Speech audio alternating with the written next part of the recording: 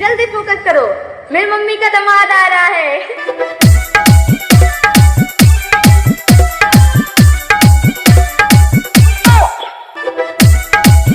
ये तोर मम्मी के दामाद हो रे भोसड़ी, काहे मरे के चाहत रे?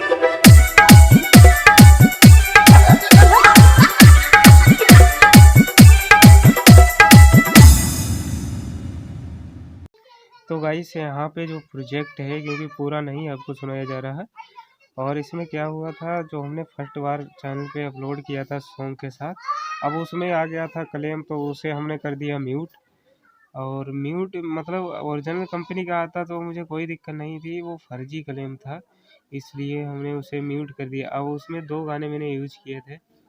वो गाने का नाम था एक, जैसे कि मैं निकला हो गद लेके, क्योंकि ट्रेंडिंग में है, और दूसरा ये गाना जो सुन रहे हो जगह पे जाता। अब उसमें आ गया क्लेम, अब फर्जी कंपनी क्लेम देती है। अब ऐसा भी होता है, क्योंकि मुझे नहीं पता था। अब ऐसे में हुआ का, जैसे कि रितेश कुशवाहा का मतलब डीजे रितेश कुशवाहा का, उसमें जो हमने यूज जैसे कि उसके टाइप का हमने रिमिक्स किया, उसके बाद उसमें क्लेम आ गया। और क्लेम आने के बाद फिर उसे मैंने म्यूट कर दिया।